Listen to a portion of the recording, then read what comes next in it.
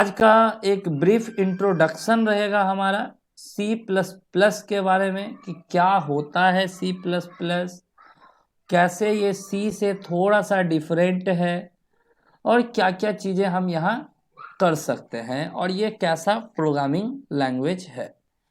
बड़ा ही बेहतरीन सा एक लैंग्वेज है जिन्हें हम पढ़ने जा रहे हैं। तो सबसे पहले मैं स्क्रीन शेयर कर दूं आपके साथ और थोड़ा सा हम लोग बातें करेंगे। तो आप एक बात जानते हैं कि प्रोग्रामिंग लैंग्वेज क्या होता है। आपको पता है कि प्रोग्रामिंग लैंग्वेज क्या है? एक भाषा है, एक लैंग्वेज है जिसका यूज हम करते हैं कंप्यूटर में कोड करने के लिए।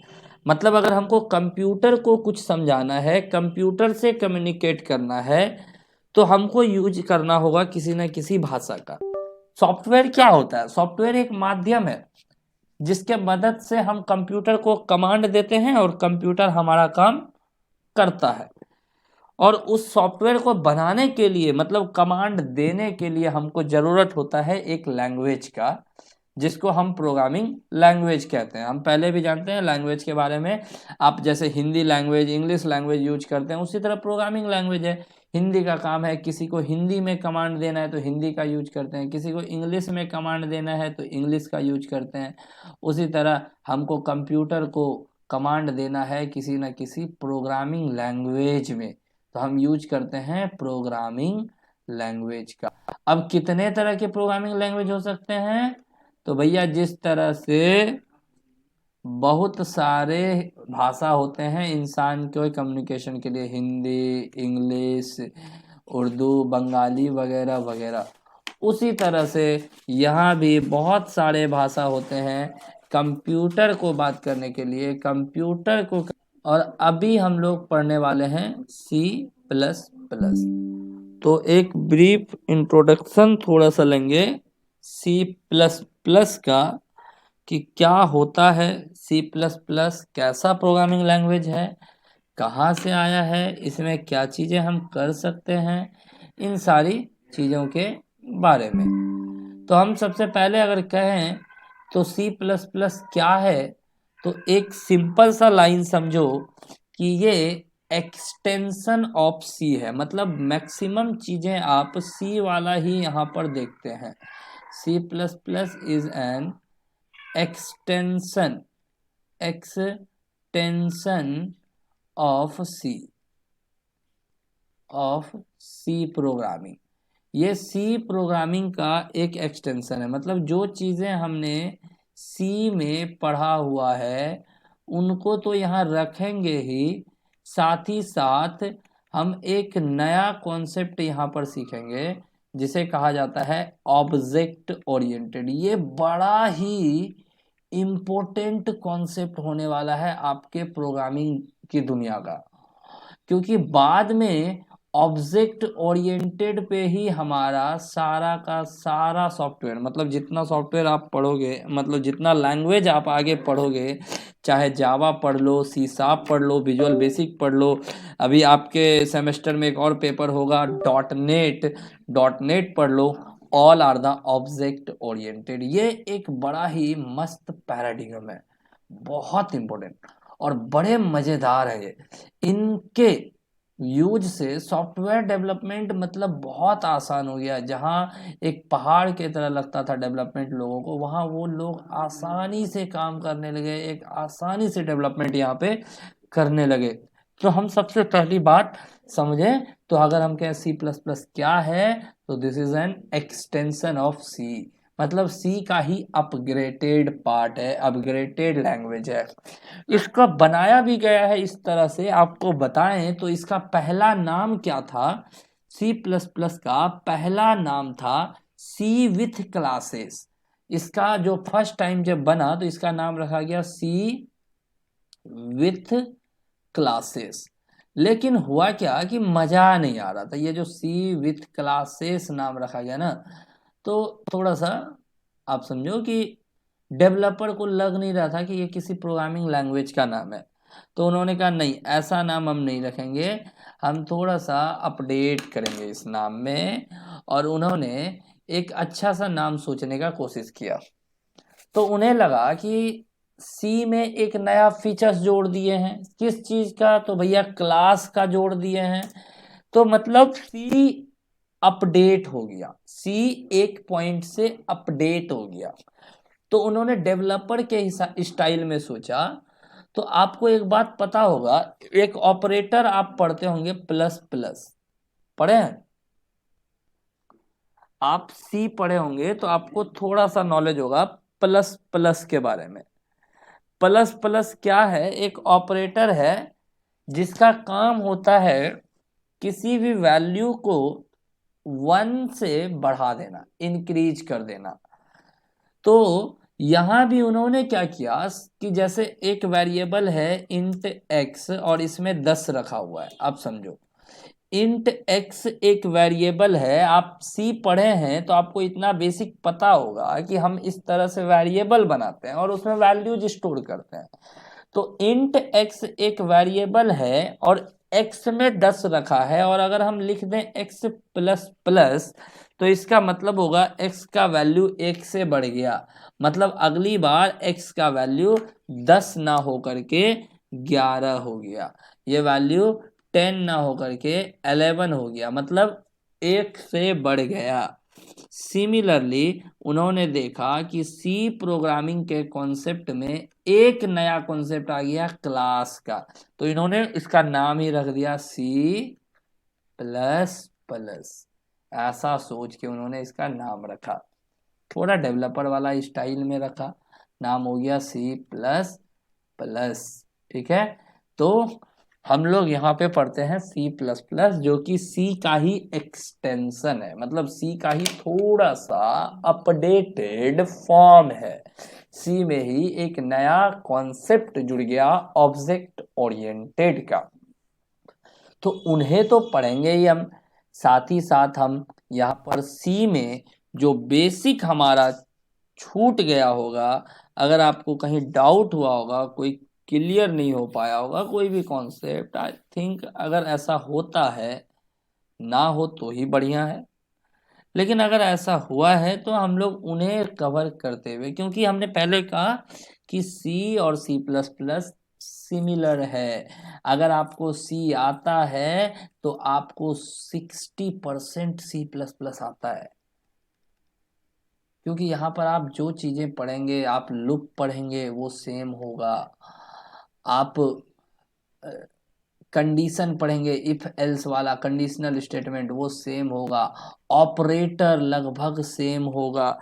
इस तरह से बहुत सारी चीजें हैं जो सेम होंगी, तो हमें उन चीजों को अगेन पढ़ने की जरूरत नहीं है। आप इस बात को समझे। तो हम लोग यहाँ पे मेनली जो है क्या पढ़ने वाले हैं, तो सी प्लस प्लस वाले पार्ट को और साथ में सी के पार्ट को भी लेके चलेंगे। तो एक छोटा सा इंट्रोडक्शन अगर हम बात करें कि सी प्लस प्लस क्या है, कैसा लैंग्वेज है, किसने बनाया, क्या हिस्ट्री है इसका, थोड़ा सा इसके इतिहास के बारे में अगर हम जाने, तो हम आपको बता दें कि सर सी प्लस प्लस एक बड़ा ही बेहतरीन, हम अगर लाइन लिखें सिंपल सा कि सी प्लस प्लस, इसको सिंपली CPP भी लिखा जाता है। CPP is an object oriented, इसको बोलते हैं कि ये एक object oriented. Now we have to learn about all this word, ये सारे वर्ड, ये जो इंपॉर्टेंट वर्ड्स हम लिख रहे हैं ना, इनके बारे में जानना होगा कि ये ऑब्जेक्ट ओरिएंटेड क्या है। फिर हम कहते हैं कंपाइलर बेस्ड, सबसे पहले हम यहाँ बात करें ऑब्जेक्ट ओरिएंटेड, इसको थोड़ा सा कलर चेंज कर दो, 1 सेकेंड।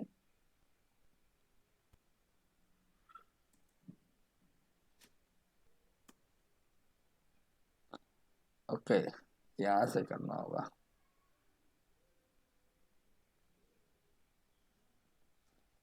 तो हम बात करें ऑब्जेक्ट ओरिएंटेड, ठीक है, ऑब्जेक्ट ओरिएंटेड, दूसरी शब्द हम लिख रहे हैं compiler based general purpose, compiler based कहता है सी प्लस प्लस हमारा एक object oriented compiler based general purpose, बड़ा ही इम्पोर्टेंट बात होता है, general purpose and high level programming language है।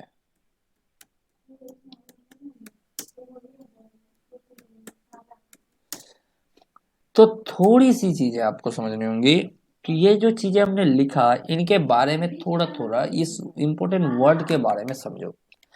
हमने पहला बात कहा कि सी प्लस प्लस क्या है सर, ऑब्जेक्ट ओरिएंटेड है। हमारा सी प्लस प्लस एक ऑब्जेक्ट ओरिएंटेड प्रोग्रामिंग लैंग्वेज है, कंपाइलर बेस्ड प्रोग्रामिंग लैंग्वेज है, जनरल पर्पस प्रोग्रामिंग लैंग्वेज है और हाई लेवल प्रोग्रामिंग लैंग्वेज है। तो आपको इन शब्द के बारे में समझना होगा।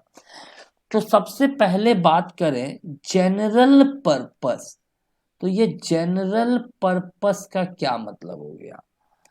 जनरल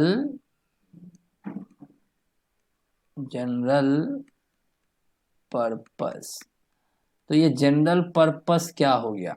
तो कहता है सी प्लस प्लस हमारा एक जनरल पर्पस मतलब एक ऐसा प्रोग्रामिंग लैंग्वेज है जहां हम जनरल टाइप्स के सॉफ्टवेयर बना सकते हैं। जनरल टाइप्स क्या मतलब?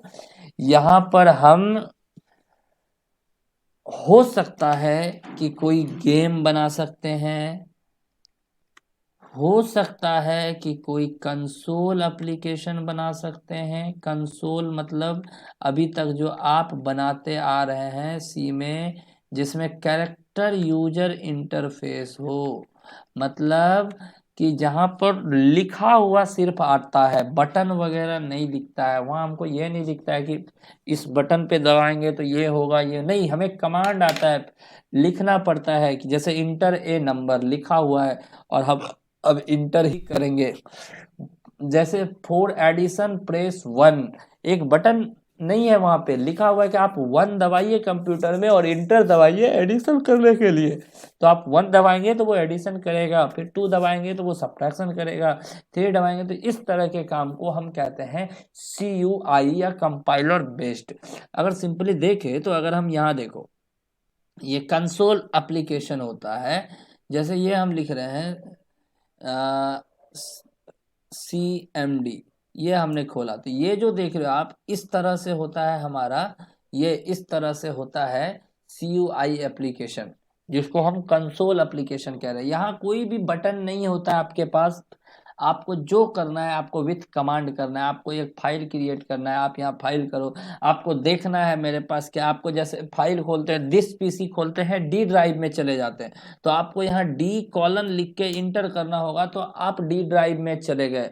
मतलब विंडोज GUI है, ग्राफिकल यूजर इंटरफेस है, आपको आसान लगता है, आप जाते हो बटन पे क्लिक करते हो, खोल लेते हो, चले जाते हो, फिर आप दिस पीसी पे क्लिक करते हो, फिर जाके आप C ड्राइव पे, D ड्राइव पे क्लिक करते हो जाता है। यहाँ नहीं, यहाँ आपको ऐसे खोलना होगा, D ड्राइव खोलना है तो आपको D कॉलन ऐसे लिख के करना होगा। आपको देखना है इसमें कितना फोल्डर है तो DIR लिख के इंटर करना होगा। तो आपको बता रहा है कि D ड्राइव में देखो 5 फोल्डर है, 6 फोल्डर यहाँ पे दिखा रहा है ये कि डी ड्राइव में एक C7 नाम का फोल्डर है, एक C++ प्रोग्राम नाम का फोल्डर है, फिर एक C7 ये वाला फोल्डर है, एक डाउनलोड नाम का फोल्डर है, एक OBS नाम का फोल्डर है, एक ZHI सेमेस्टर 1 नाम का फोल्डर है। अब इनमें से कौन सा फोल्डर खोलना है? तो C++ प्रोग्राम का खोलना है या ZHI सेमेस्टर 1 का खोलना है। तो हम यहाँ पे लिखते हैं CD चेंज डायरेक्टरी, और यहाँ बताना होता है क्या, तो ZHI ऐसा हम लिखते हैं, और सेम वन ऐसा लिख के जब इंटर करेंगे तो ये ZHI same1 का फाइल खोल देगा। उसके बाद फिर हमको अगर उसके अंदर जानना है क्या क्या फाइल है तो हम अगेन लिखेंगे DIR इंटर, तो हमें देखो अच्छा ये D के अंदर का बता रहा है क्लास के साथ, क्योंकि इसके अंदर फोल्डर नहीं है, DIR फोल्डर बताता है।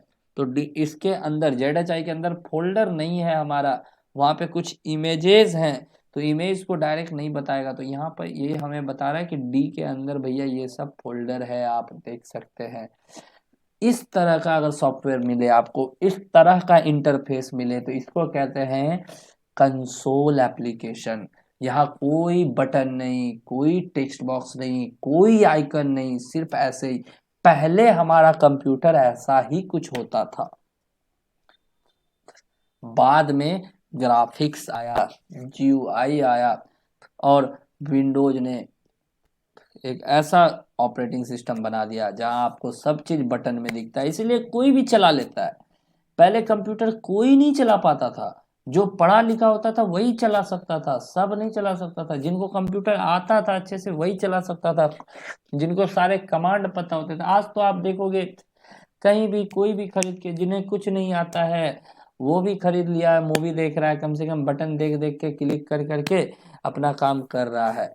तो ऐसा कुछ था, तो इसे कंसोल एप्लीकेशन कहते हैं। हम कंसोल एप्लीकेशन बना सकते हैं C++ में, हम विंडोज एप्लीकेशन बना सकते हैं, हम ऑपरेटिंग सिस्टम बना सकते हैं, हम ड्राइवर सॉफ्टवेयर बना सकते हैं। ड्राइवर जिसको बोलते हैं कोई डिवाइस सपोर्ट करने के लिए जो बनता है, जैसे आपके कंप्यूटर में ईयरफोन सपोर्ट कर रहा है तो इसके लिए ईयरफोन का ड्राइवर है कंप्यूटर में। कीबोर्ड सपोर्ट कर रहा है बाहरी, तो कीबोर्ड का ड्राइवर है। मतलब जितना हार्डवेयर कंप्यूटर में चलता है ना, वो कैसे चलेगा, कैसे काम करेगा, इसके लिए भी सॉफ्टवेयर है, इसके लिए भी सेट ऑफ कोड लिखा हुआ है। और वो कोड जो होता है उसको हम ड्राइवर सॉफ्टवेयर बोलते हैं। अगर आपका स्पीकर खराब हो जाता है थोड़ा सा के लिए, आप क्या करते हैं, डायरेक्ट पहुंच जाते हैं कंप्यूटर दुकान, और कंप्यूटर वाले महाशय क्या करते हैं, पहले वो आपका ड्राइवर चेक करते हैं, ढेर दिन से अपडेट नहीं हुआ है क्या, कुछ नया आया है क्या जिस वजह से नहीं चल रहा हो। तो आपको तो उतना पता रहता नहीं है, आप गए बोल दिया कि स्पीकर उड़ गया सर, 1,000 रुपया लगेगा। अब आप उसको 1,000 दे दिए, आपको बोला आइए 1 घंटे 2 घंटे में, और उन्होंने ड्राइवर को अपडेट किया तो स्पीकर ठीक हो गया। क्यों? क्योंकि ड्राइवर एक सॉफ्टवेयर था जो इस स्पीकर को बजाने का काम करता था। वो सॉफ्टवेयर अपडेट नहीं हुआ था, ढेर दिन से नया फीचर आया, जिस वजह से आपका स्पीकर वो कमांड नहीं पढ़ पा रहा था, तो वो काम नहीं कर पा रहा था। तो आपको लगा स्पीकर खराब हो गया। हो सकता है खराब हो जाए, ऐसा नहीं है कि वो खराब नहीं होता है, खराब भी हो सकता है, लेकिन जनरली सॉफ्टवेयर अपडेट ना होने की वजह से भी ऐसा होता है। लेकिन हमको तो पता नहीं था, हम गए दुकानदार के पास, और दुकानदार महाशय ने बढ़िया से ड्राइवर अपडेट किया और हमें 1,000 रुपये का चूना लगा के निकाल दिया। तो हमको अगर ये पता हो कि उसके लिए भी एक सॉफ्टवेयर होता है, पहले हम उसको अपडेट करके चेक करके देखें, ट्रबल शूट करके देखें, अगर उसमें ठीक ना हो तब हम जाएं चेंज करने स्पीकर। तो ऐसा कुछ है। तो C++ में हम क्या बना सकते हैं, गेम बना सकते हैं। अगर हम यहाँ नोट करें तो हम इस पे गेम बना सकते हैं, हम लोग कंसोल एप्लीकेशन बना सकते हैं, हम ऑपरेटिंग सिस्टम बना सकते हैं, ड्राइवर सॉफ्टवेयर बना सकते हैं,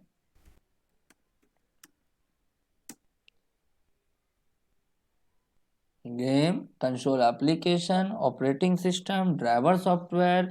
फिर हम जनरल एप्लीकेशन बना सकते हैं, जनरल एप्लीकेशन जो होता है वो बना सकते हैं।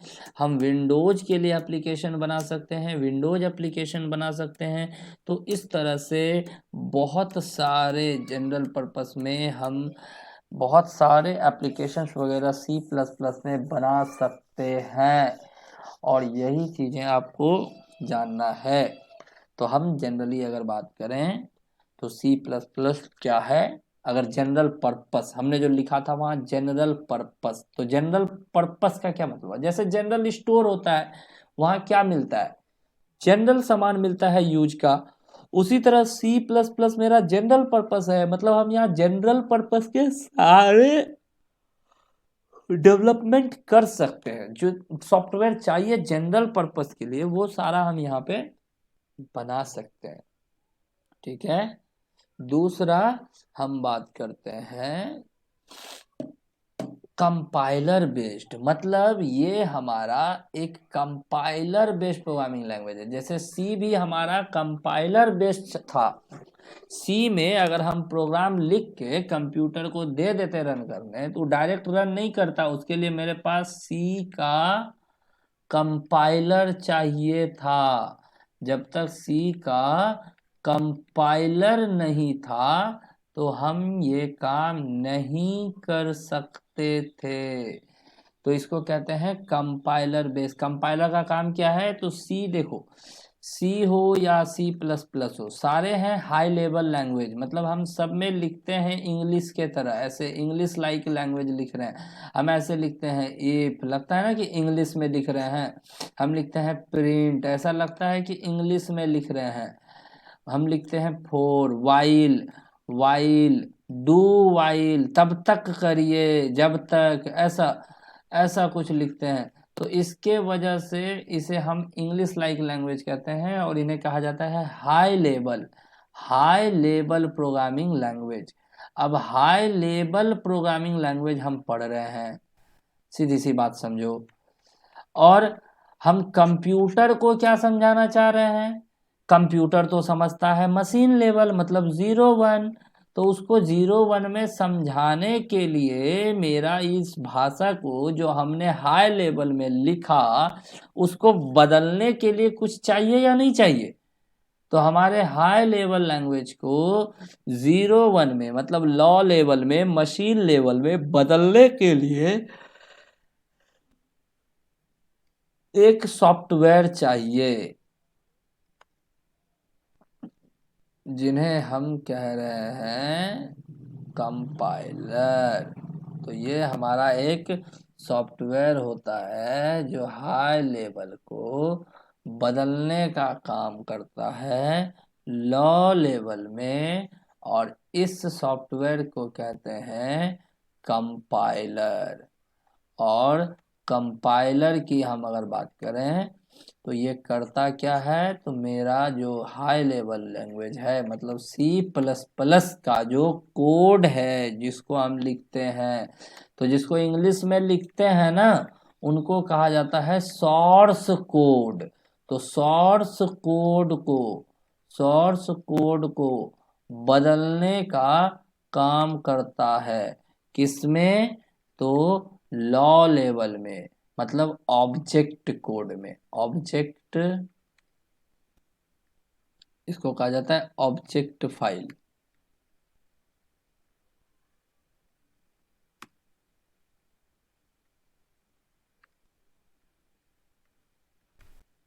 ऑब्जेक्ट कोड, तो ये सी प्लस प्लस हमारा करता है कंपाइलर।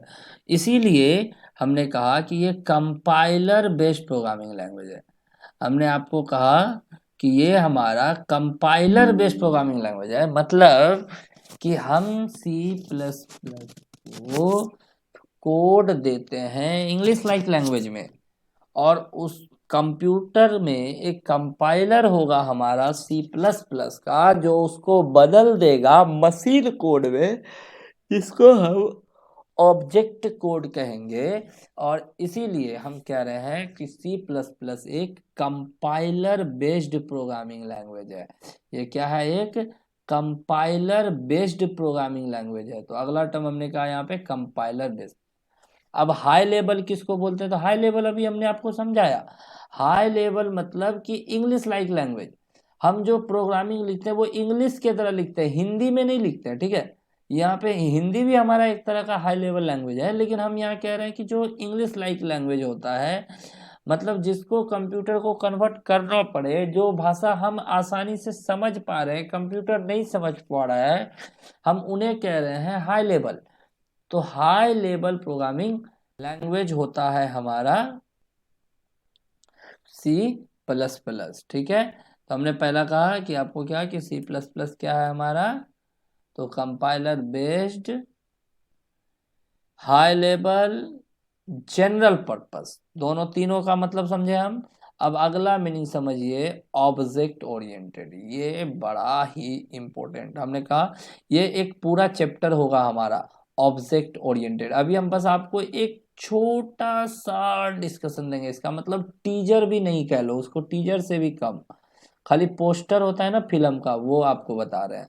ये पूरा एक चैप्टर होगा और हम इसको पढ़ेंगे बढ़िया से। तो बात करें क्या होता है, तो ऑब्जेक्ट ओरिएंटेड, तो सर समझिएगा,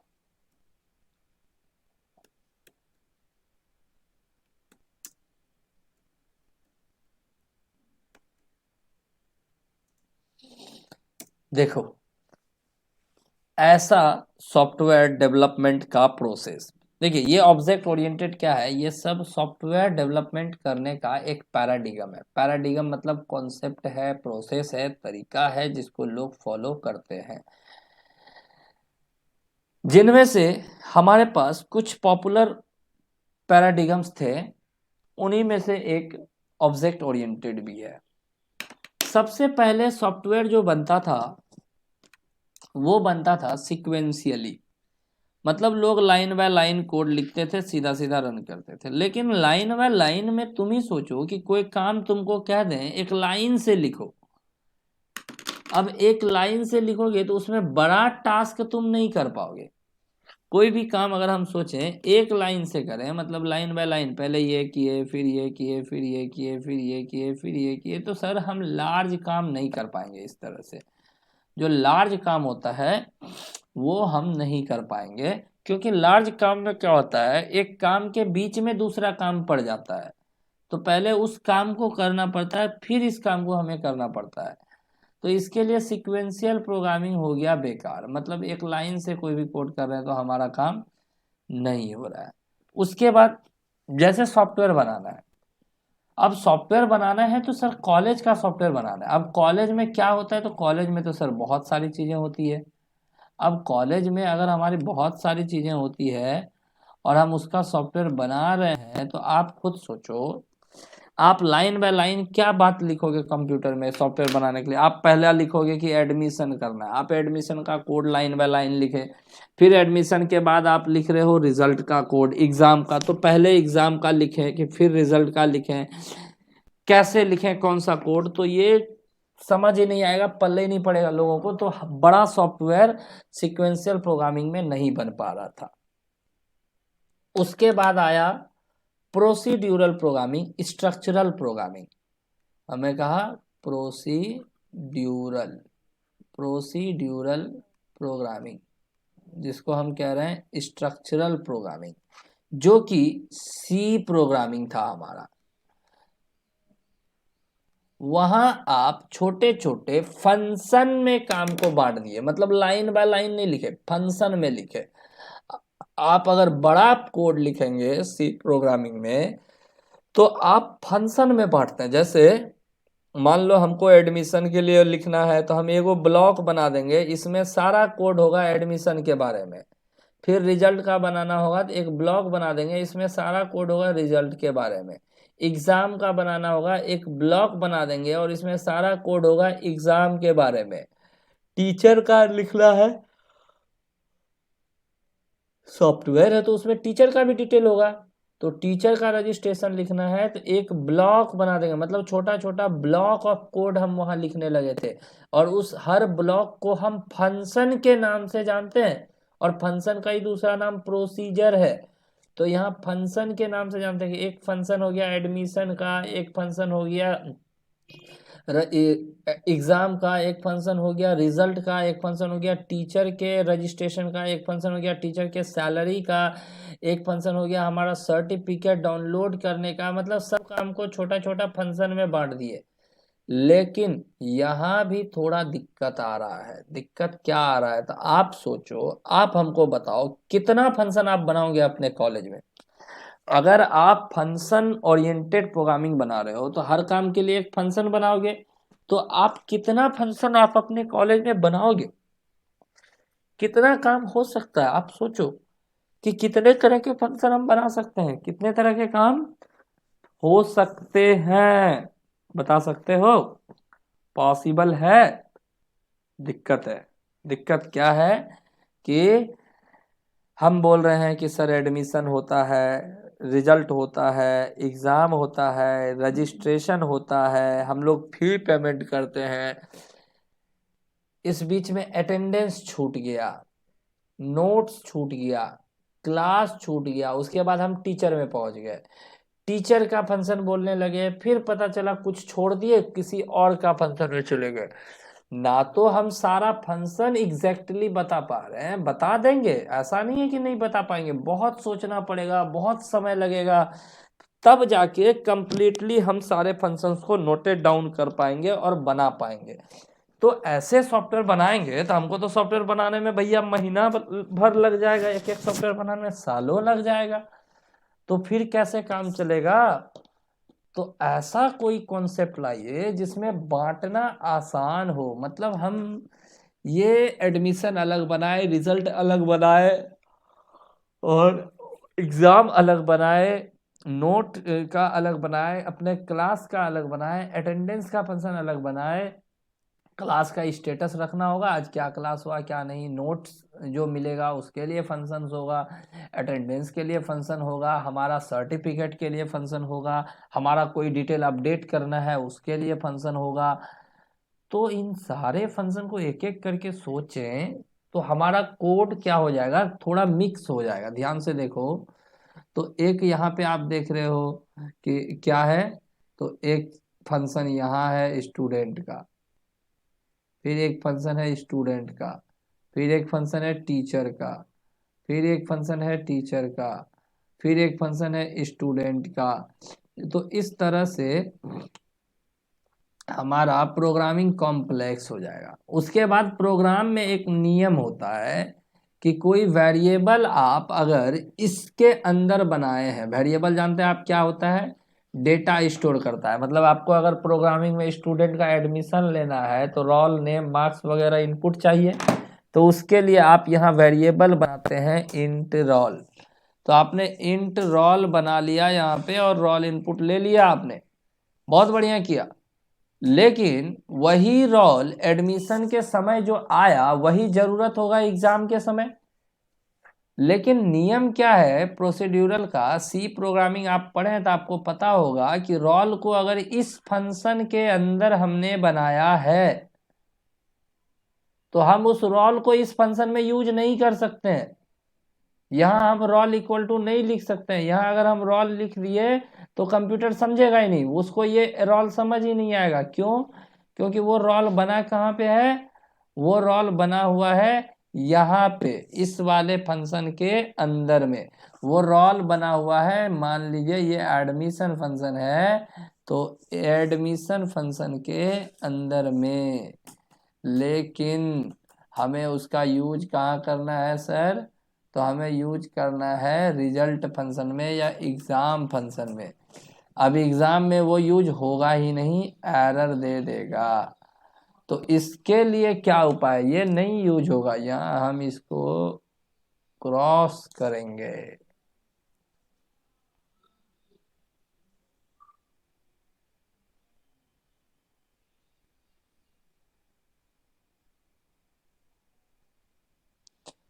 तो हम चाहते हैं कि यहाँ भी यूज हो, यहाँ भी यूज हो, तो इसके लिए सी प्रोग्रामिंग आपको फैसिलिटी दिया था ग्लोबल वेरिएबल का। मतलब आप वेरिएबल को यहाँ बना लो कहीं बाहर, और जब बाहर बना लोगे तो क्या होगा कि इसको सभी यूज कर पाएगा, सब जितना फंक्शन है इस प्रोग्राम में सब।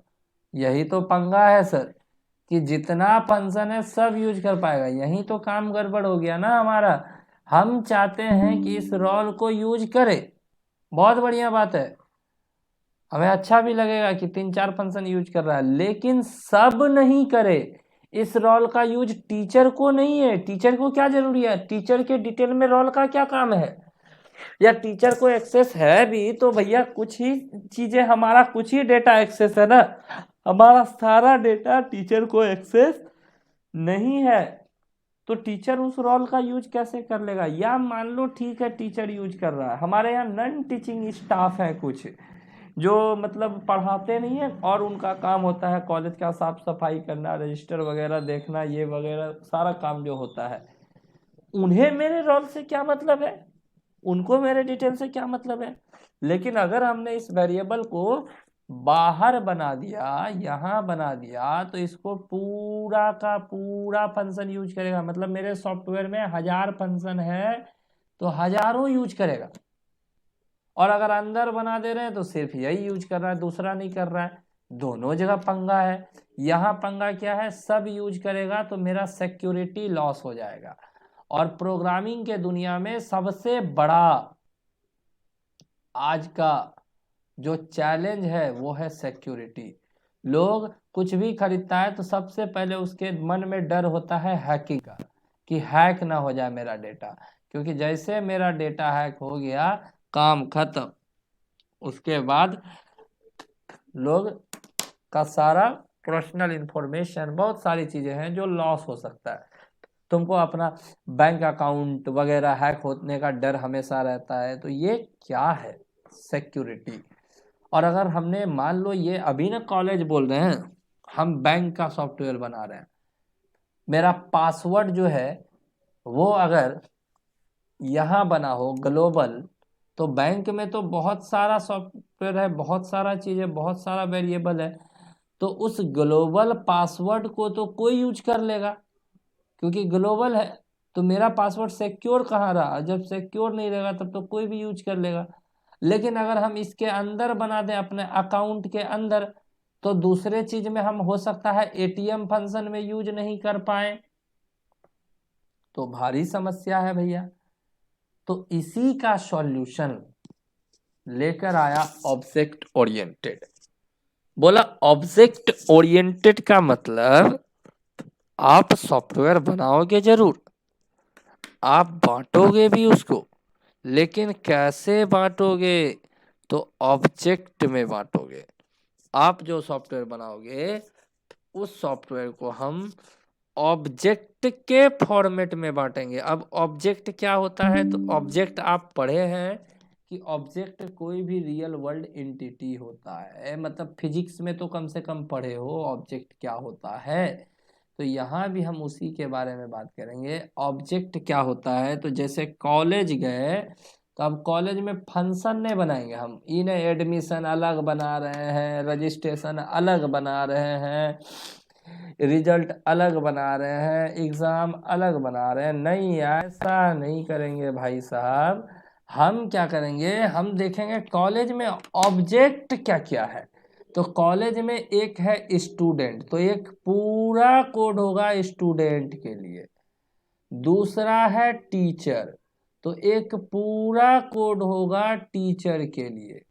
तीसरा है नॉन टीचिंग स्टाफ, तो एक पूरा कोड होगा नॉन टीचिंग स्टाफ के लिए।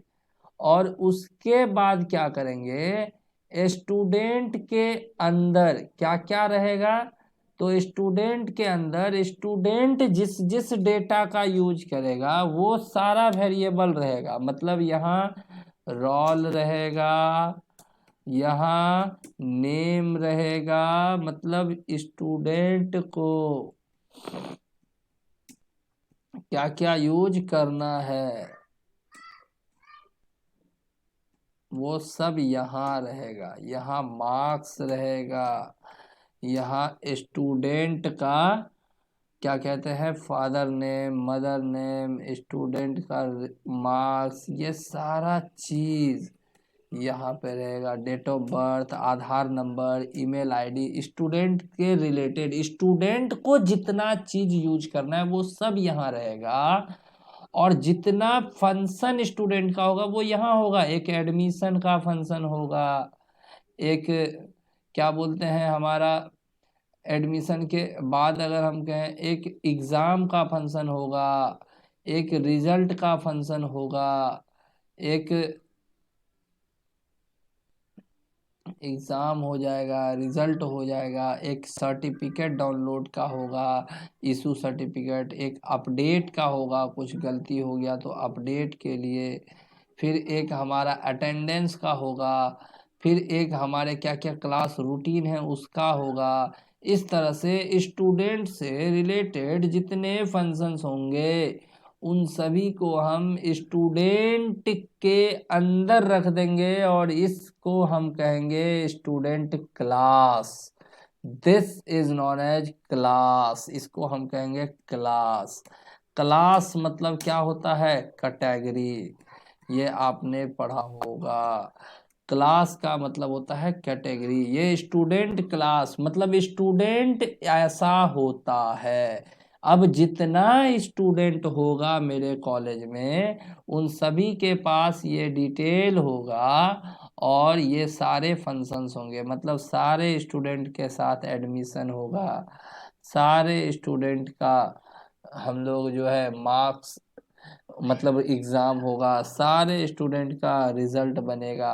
बाकी बातें आप समझ रहे हो हम क्या कह रहे हैं कि यहाँ पर जितनी चीजें होंगी वो सारा चीज एडमिशन वो सब सारे स्टूडेंट का होगा। तो इसी को एक क्लास बोलते हैं। क्लास का मतलब एक कैटेगरी, हम कहते हैं ना मिडिल क्लास लोग। मिडिल क्लास मतलब क्या? जितना भी उस क्राइटेरिया को फॉलो करता है वो सब मिडिल क्लास है। अपर क्लास तो जो उस क्राइटेरिया को फॉलो करता है, मतलब जो थोड़ा पैसा वाला है, थोड़ा रहन सहन अलग है, उसको अपर क्लास कहा जाता है, हाई क्लास कहा जाता है। तो उस कैटेगरी में बहुत सारे आएंगे। जैसे हम कहेंगे डॉग, डॉग भी एक क्लास है। कुत्ते का भी एक क्लास है। जितना के पास भी पूंछ होगा, चार पैर होगा, मुंह कुत्ता के तरह होगा, बोलता हो, भूखता होगा, जो प्रॉपर्टीज है उसका, जो बिहेवियर है उसके हिसाब से हम डिसाइड करेंगे ये डॉग क्लास का। एनिमल क्लास, एनिमल क्लास और ह्यूमन क्लास, क्लास भी बटेगा उसके हिसाब से। ह्यूमन क्लास मतलब सारा इंसान आ जाएगा उसके अंदर। अब इसमें भी दो क्लास हो सकता है, मेल क्लास फीमेल क्लास, उसमें भी कैटेगरी है। मेल क्लास अलग होता है, फीमेल क्लास अलग होता है। तो क्लास मतलब एक सेट ऑफ प्रॉपर्टीज को जो भी फॉलो करेगा उसके लिए एक नियम। जैसे बैंक जाते हो तो उनके पास अलग अलग अकाउंट ओपन, चेक बैलेंस, ये सब फंक्शन अलग अलग नहीं बना है। एक फंक्शन बना है यूजर अकाउंट नाम का, जिसको हम क्लास कह रहे हैं। और यूजर अकाउंट के अंदर तुम्हारा सारा डिटेल है और सारे तरह का फैसिलिटी डिफाइन कर दी है।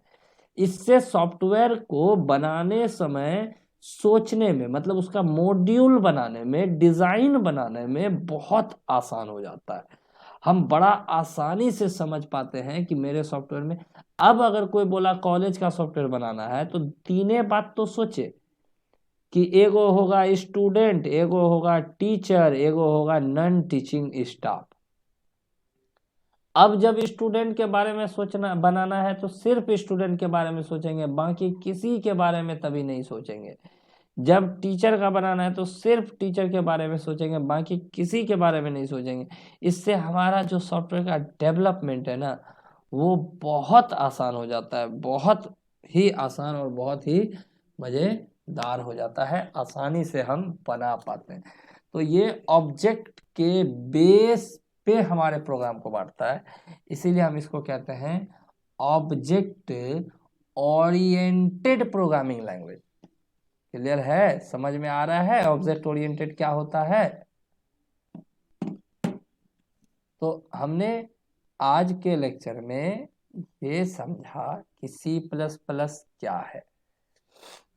हमने जाना सी प्लस प्लस एक जनरल पर्पस प्रोग्रामिंग लैंग्वेज है। सी प्लस प्लस एक हाई लेवल लैंग्वेज है, मतलब यहाँ भी इंग्लिश के तरह ही पढ़ना है हमको, कोनो अलग भाषा में नहीं पढ़ना है। बस उसके सिंटैक्स, उसके रूल्स, उसके सिंबल्स हमको याद रहने चाहिए। फिर हमने कहा कि ये एक कंपाइलर बेस्ड है, मतलब तुमको इसका सॉफ्टवेयर रन कराने के लिए एक कंपाइलर चाहिए होगा। तो जो सी का कंपाइलर तुम यूज कर रहे थे उसी को यूज करेंगे, क्योंकि वो जनरली सी का था ही नहीं। आप जो यूज कर रहे थे वो सी प्लस प्लस का ही था, आप उसी में सी भी रन करा ले रहे थे, क्योंकि ये अपडेटेड है तो अपडेटेड में पुराना तो चलता ही है।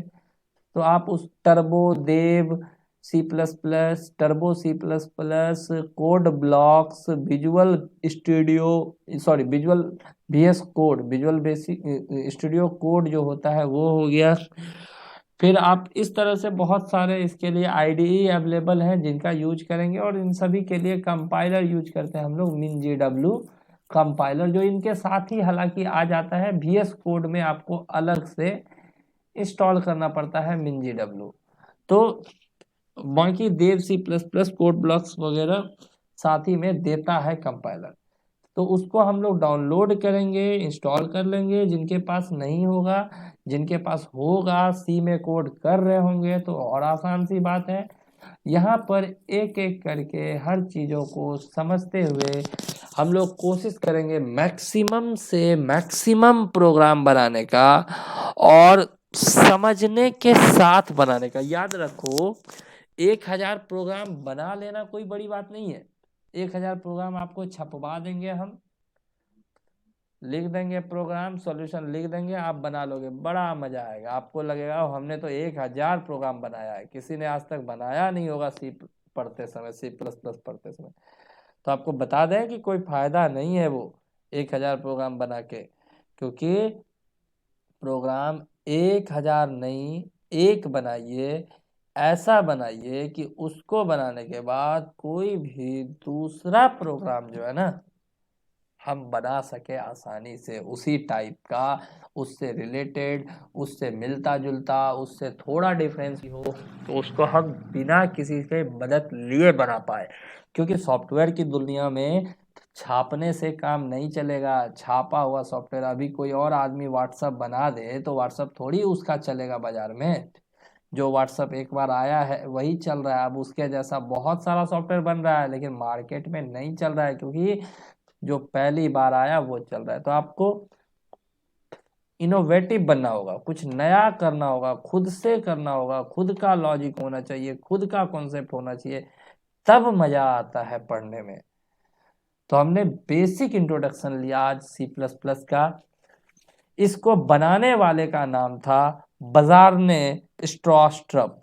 ये भी बना था कहाँ, जहां सी बनाया गया था। ठीक है, C++ का हम अगर बात करें तो जहां पे सी बनाया गया था वहीं पे बनाया गया है C++। सी को बनाया था, आपको पता है कि सी को किसने बनाया था, आपने पढ़ा होगा, सी के डेवलपर का नाम डेनिस रिची था। उसी तरह C++ को बनाने वाले का नाम था बजार्ने स्ट्रॉस्ट्रप। ये सी का ही एक्सटेंशन है, और इनके डेवलपर का नाम हम अगर यहाँ लिखें, आपको लिख देते हैं, तो इनका नाम था बजार्ने स्ट्रॉस्ट्रप, BJARNE,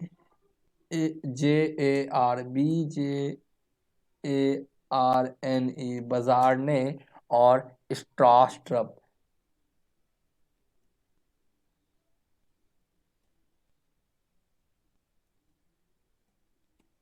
ये डेवलपर है C++ का। ठीक है, और बनाया कहाँ गया था, तो वही US के बेल लेबोरेटरी में, जहां पर सी बनाया गया था वहीं पे C++ भी बनाया गया था। ये एक्चुअली इन्होंने सोचा कि हमें एक ऑब्जेक्ट ओरिएंटेड काम करना है, मतलब सॉफ्टवेयर डेवलपमेंट थोड़ा आसान हो जाए। और आपको बता दें कि जावा सबसे ज़्यादा फास्ट लैंग्वेज है ये। इन्हें कहा जाता है कि ये हमारा मिडिल लेवल लैंग्वेज माना जाता है। मिडिल लेवल इसलिए माना जाता है क्योंकि डायरेक्ट मशीन को रीड करता है। जैसे सी प्रोग्राम है वैसे ही C++ डायरेक्ट मशीन को रीड करता है, इसलिए ये बहुत जल्दी कन्वर्ट कर देता है हमारे सॉफ्टवेयर को, मतलब कोड को बहुत जल्दी कंपाइल कर देता है ये। तो हम लोग इस पे लेकिन हाँ, मशीन डिपेंडेंट नहीं है, ये मशीन से इंडिपेंडेंट होता है। मशीन डिपेंडेंट का मतलब समझिए कि वो सॉफ्टवेयर जो किसी ऑपरेटिंग सिस्टम पे बना है और दूसरे पे चल जाए, ऐसा नहीं है C++ में। हम जिस ऑपरेटिंग सिस्टम के लिए बनाते हैं उसी पे वो रन करता है। ठीक है, और इसका पहला नाम हमने शुरू में ही बताया, इसका पहला नाम था C विथ क्लासेस, और उसके बाद इसका नाम हो गया C++। ठीक है, ये हमारा लगभग बजारने स्ट्रॉस्ट्रप ने 1989 में, जिसको हम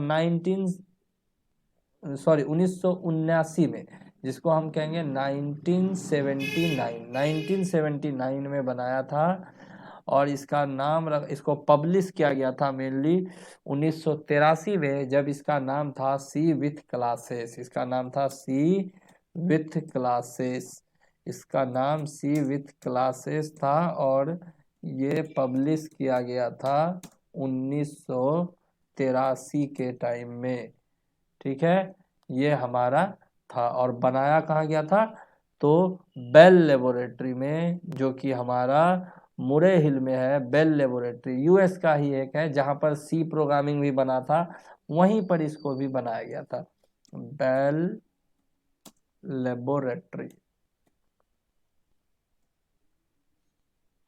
ये आपको पता होना चाहिए, थोड़ा सा बेसिक का है कि ऑब्जेक्टिव सब में ना इस तरह का क्वेश्चन पूछ दिया जाता है कि सी प्लस प्लस को किसने बनाया, कहाँ पे बनाया।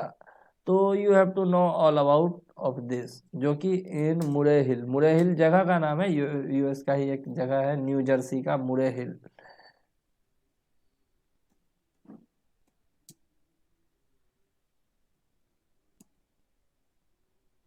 सबका पहला कैपिटल कर दीजिएगा, न्यू जर्सी।